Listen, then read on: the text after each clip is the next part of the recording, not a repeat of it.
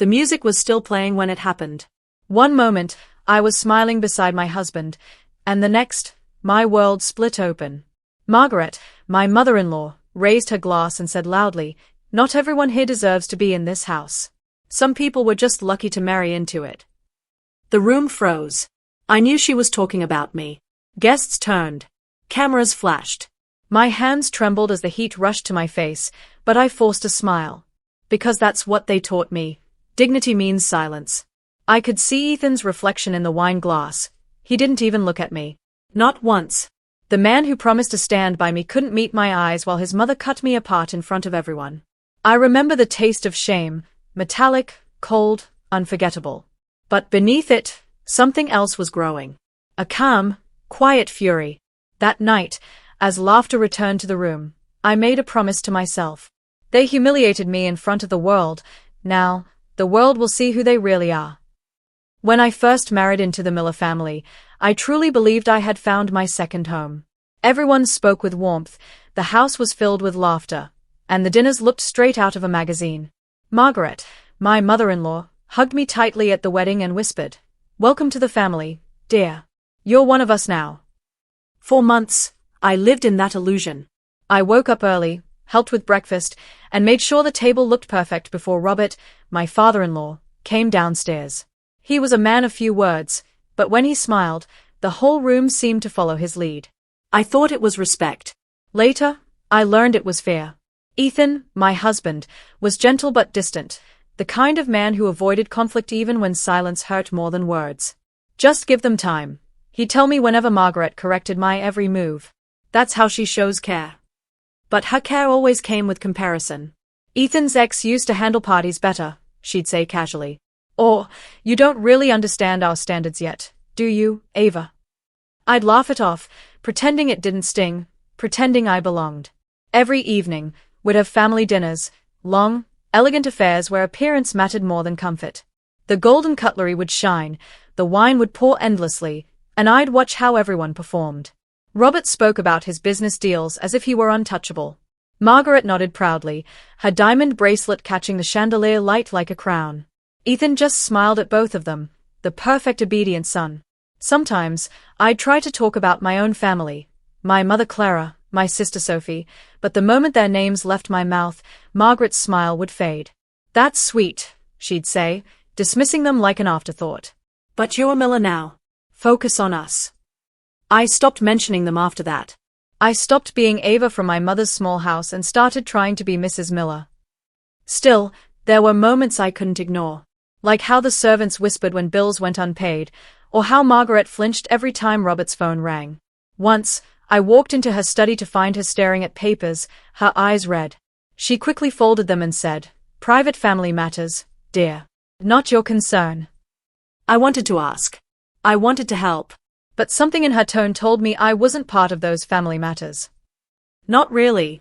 At night, I'd sit on the balcony, looking down at the empty garden, wondering why love in this house felt so conditional. Every smile I gave seemed to be weighed and measured. Every word I spoke echoed back with judgment. Then one evening, as I was clearing the dinner table, I overheard Robert whisper sharply to Margaret, "If anyone finds out, it's over. Keep her out of it."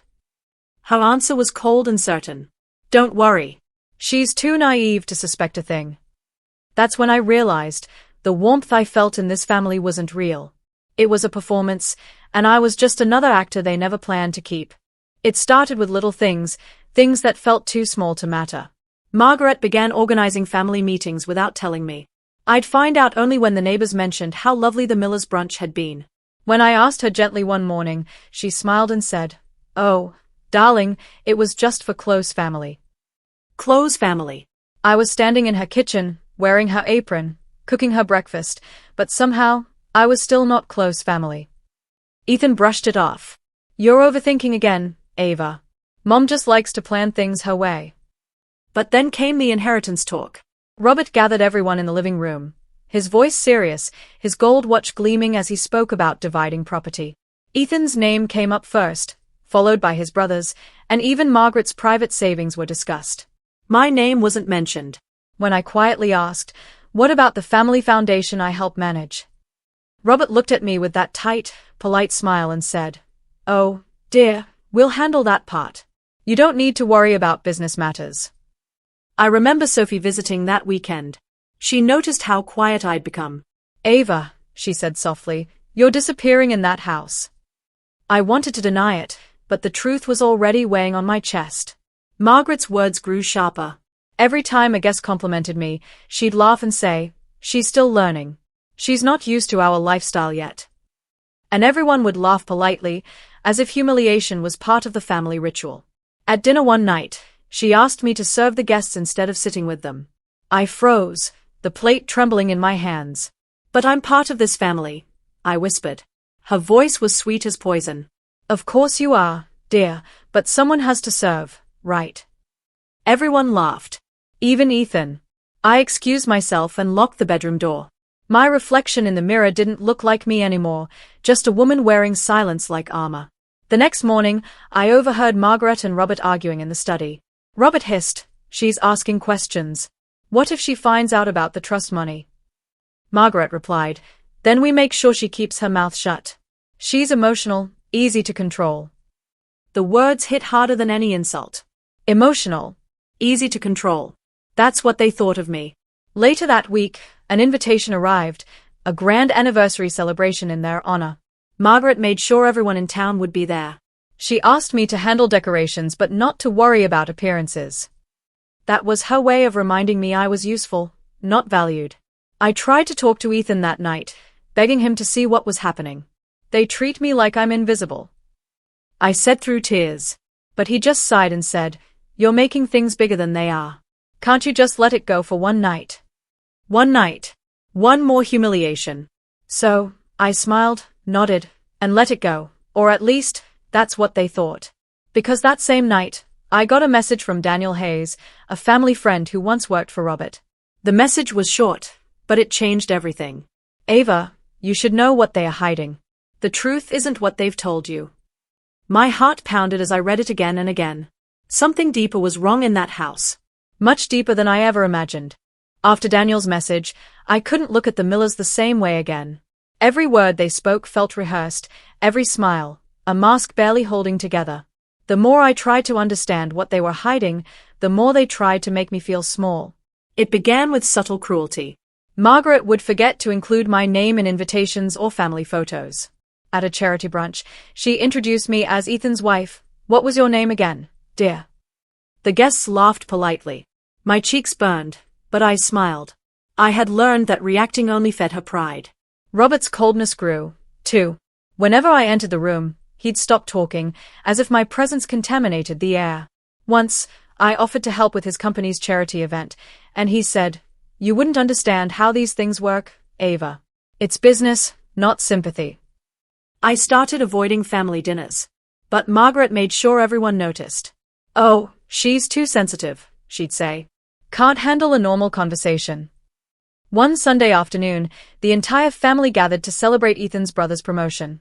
I dressed carefully, hoping, foolishly, that maybe today would be different. But when I entered the living room, Margaret whispered something to a group of relatives. Their laughter followed me like a shadow.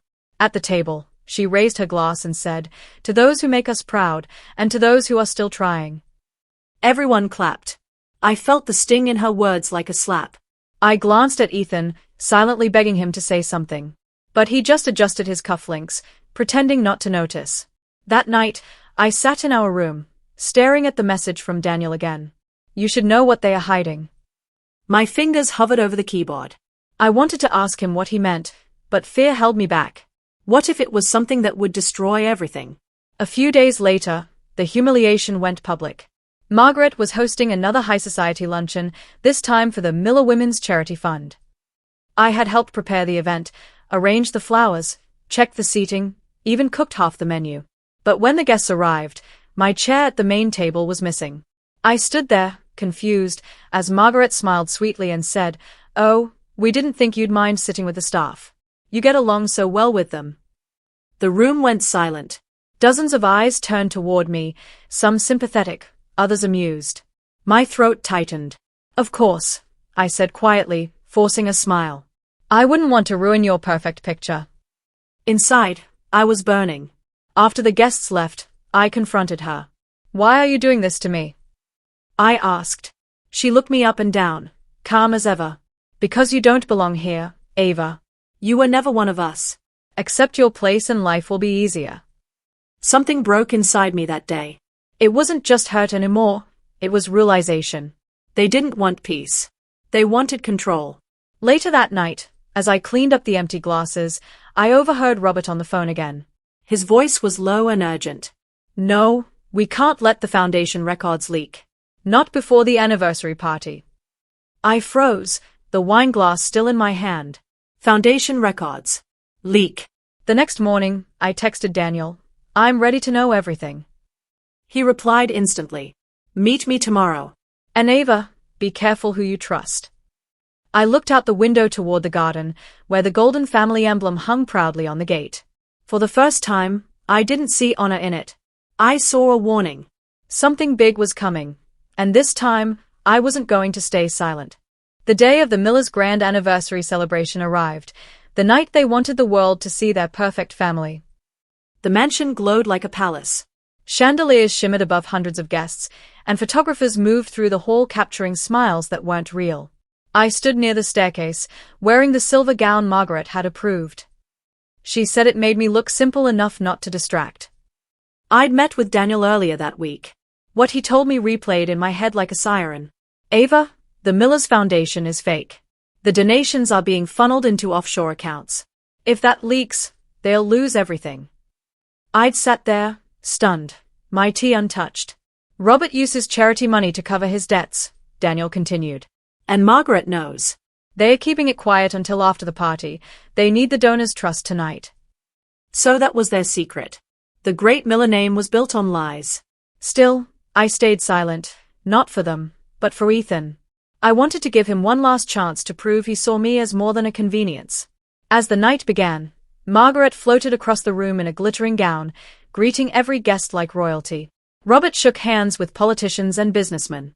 And Ethan? He was smiling, charming, like nothing in the world was wrong. When the dinner was announced, I followed the crowd into the ballroom. I noticed the seating arrangement. My name wasn't beside Ethan's.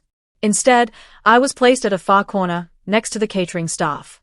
My chest tightened. I whispered to one of the organizers, there must be a mistake. Margaret's voice cut through the air, smooth and sharp. Oh, dear, no mistake. You'll be helping the event run smoothly tonight. It's what you're good at. Laughter rippled across the room. Guests whispered. Someone muttered, the daughter-in-law's serving now. I stood frozen, holding back tears as the cameras flashed. My husband's eyes met mine, blank, apologetic, but still motionless. He didn't say a word. I walked out to the balcony, away from the noise, from the humiliation. The night air was cold, and the lights from the garden blurred through my tears. My chest felt heavy, not from sadness, but from betrayal so deep it numbed me. All this time, I had tried to earn their respect, cooking, smiling, sacrificing pieces of myself, and this was how they thanked me. They didn't just take away my dignity. They erased me. Behind me, I heard footsteps. Margaret's voice followed, low and venomous. You should be grateful we kept you this long. You're not one of us, Ava. You never will be. I turned to face her, the trembling gone from my hands. Why are you doing this? I asked softly. She smirked. Because you don't deserve what you have. You're a charity project we brought into this family, and you mistook that for equality. The words hit like glass shattering inside me. Before I could reply, Robert joined her. His tone was calm, almost casual. We'll be announcing new trustees for the foundation tonight. You're no longer part of it. It's a business decision. A business decision. That's what my erasure had become, a transaction. I didn't remember walking away. I only remember the sound of laughter behind me as the doors closed. Inside the empty hallway, I leaned against the wall and let the tears fall. But this time, I didn't cry out of weakness. I cried because I finally understood what I was dealing with, people who worshipped image, not integrity. People who would burn anyone to keep their pride shining. Hours later, I stood by the window, watching Margaret give her toast. She raised her glass, her voice ringing through the speakers. Family is about loyalty, she said, smiling at the audience. And loyalty means knowing your place. Everyone applauded. And then, for the first time, something inside me went quiet. The ache in my chest faded into stillness. I felt clear. They had humiliated me in front of hundreds, stripped me of every ounce of dignity I had left.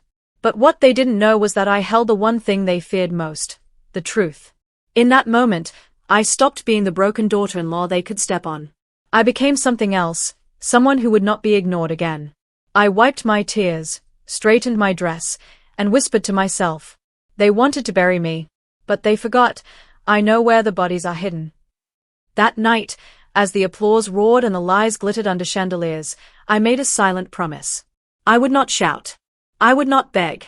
I would wait, and when I moved, the world would know who the Millers truly were. That was the night they broke me, and the night I learned how to destroy them without raising my voice. For the first time since the party, I didn't let the night swallow me. I woke up before dawn and stopped waiting for someone to rescue me. Grief had hollowed me out, but it left a kind of space, a hard, clear place where anger and focus could grow. I decided to fill it with work. I started small. I reread every paper I'd seen in Robert's study, every receipt and spreadsheet I'd quietly photographed on my phone. I met Daniel in a cafe 2 blocks from the house, where he slid me a manila envelope and said, "This is everything I could pull without them noticing." Inside were names, transaction dates, offshore entries, the skeleton of the foundation's lies. My hands shook, but my voice didn't. "We'll need more," I told him. "We need proof, not just accusations." Then I became careful as a spy. I learned when Margaret opened her study alone, which drawer Robert used for the foundation files, and which assistant slipped the bank statements under the rug. Sophie helped, too, quietly calling donors she trusted, asking casual, worried questions until she heard the same hesitation in their voices. My mother Clara sat with me for hours, teaching me how to keep calm when people try to provoke you. "You don't need to shout to be heard," she said. "You only need to be precise." I recorded, not with grand schemes, but with patient, ordinary moments. I placed my phone where Margaret's conversations fell like careless jewels, the way she explained creative accounting to a board member, the way Robert laughed about keeping appearances. I saved emails, duplicated ledgers, and catalogued every discrepancy Daniel had pointed out. Each piece felt like a small, steady brick in a wall I was building, a wall that would shut down their lies. Still, I knew exposure could destroy more than them. It could ruin innocent people who trusted the foundation, hurt employees whose pay depended on the company, and drag Ethan into a scandal he didn't choose. That fear made my plan cautious. I reached out to a journalist I could trust, a woman who had once exposed a town scandal and didn't glamorize pain. We met in a florist's back room. I handed over the envelope and watched as she read, watching her face go from curiosity to alarm. "This is solid," she whispered. "If you're sure." I nodded. I also prepared for the personal. If I revealed everything and Ethan stood with his family, I had to be ready to lose him. I practiced saying the words I would not beg for, words like respect and truth, until they landed steady on my tongue. I spoke with Daniel about timing, about how to release the records without giving them room to clean up. He suggested an evening when the Millers would be most visible, when donors were present and cameras were rolling. The thought of the celebration made my heart hammer, but it also sharpened my resolve. Every night, I slept with the manila envelope under my pillow, as if I could protect the truth by holding it close. I became someone who planned with care instead of fury, who understood that patience could be weaponized. I didn't want to humiliate for the sake of revenge. I wanted to destroy the lie, to expose the foundation and the people who built it on sand. The last thing I did before the night was simple. I looked at myself in the mirror and said, quietly, "You will not be invisible anymore." I walked out the door with my pockets empty and my hands steady, knowing the next evening would decide everything, whether they would keep their empire of respect or watch it be exposed. The Millers' anniversary celebration returned exactly 1 year later, the same golden chandeliers, the same glittering crowd. But this time, I wasn't there to serve. I was there to end it. The mansion pulsed with laughter as the guests arrived, unaware that beneath the surface of all that luxury, a storm was waiting. Margaret swept through the hall in her emerald gown, her diamonds catching the light like shards of ice. Robert stood near the stage, shaking hands with donors, assuring them of the foundation's bright future. And Ethan, he smiled, just as before, a man still pretending not to see the cracks. I watched from a distance, calm, composed, and invisible, the way they had always wanted me to be. But tonight, invisibility was my weapon. The lights dimmed as the evening presentation began. The projector flashed the foundation's emblem, the Millers, serving with honor. Margaret stood proudly, ready to speak. Her voice, clear and rehearsed, echoed through the room. Family is built on trust, transparency, and legacy. That's what we stand for. A chill ran through me. I looked toward Daniel at the back of the hall. He gave a small nod, the signal. My heart pounded once, twice, and then I pressed play on my phone. The screen flickered. The logo vanished. Then came a voice, Margaret's voice, recorded weeks ago. Don't worry, Robert. We'll move the funds quietly. No one needs to know where the charity money goes, as long as the parties look grand. The hall went silent. You could hear the music stop mid-note. Faces turned toward the screen, confusion melting into horror. Next came images, documents, ledgers, offshore transactions. Robert's signature. Margaret's approval. The journalist's report Daniel had arranged flashed next. Miller Foundation under investigation for fraud and misuse of public donations.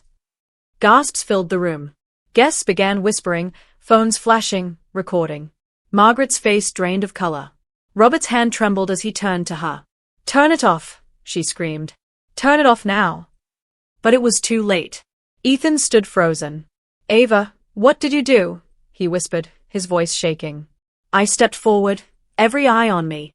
I did what you wouldn't, I said softly. I told the truth. Margaret's voice broke into a shriek. You ungrateful girl. You've ruined us. I met her glare, steady and calm. No. You ruined yourself the moment you forgot what respect meant. Reporters began to swarm, questions flying. Robert tried to speak, but his words were lost under the sound of flashing cameras. The illusion they had built for years, the name, the reputation, the pride, shattered in real time. Ethan ran after me as I turned to leave. Ava, please, don't walk away. We can fix this. I stopped, my voice low but firm. You can't fix what was never real, Ethan. You had a chance to stand beside me when I was humiliated. Now, you'll stand alone. Behind us, Margaret collapsed into a chair, tears streaking her makeup. Robert was on the phone, shouting into the receiver, but nothing could stop what had begun. The guests were leaving, shaking their heads, whispering words that would haunt the Millers for years.